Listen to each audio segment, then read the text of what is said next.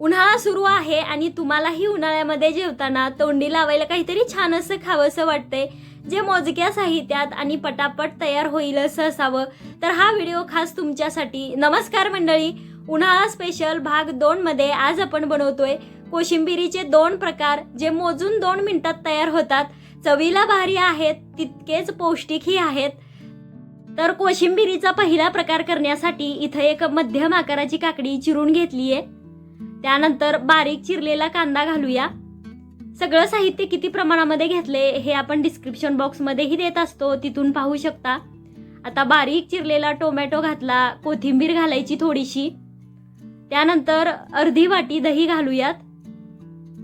तर हे दही मी फेटून घेतले. जर कोणाला घट्ट कोशिंबीर खायला आवडत असेल तर त्यांनी फेटून न घेता ते दही आहे असंच वापरायचं.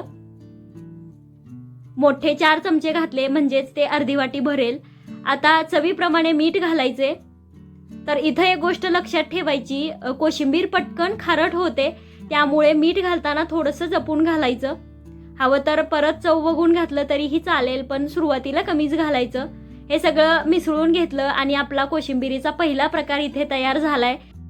आता दुसरा प्रकार करण्यासाठी एक खिसलेला गाजर याच्यात घालायचा. त्यानंतर यामध्येच खिसून घेतलेली काकडीही घालूयात. थोडीशी बारीक चिरून घेतलेली कोथिंबीर आणि अर्धी वाटी दही घालायचं. चवीप्रमाणे मीठ घालायचं आणि हे पण सगळं व्यवस्थित असं मिसळून घ्यायचंय.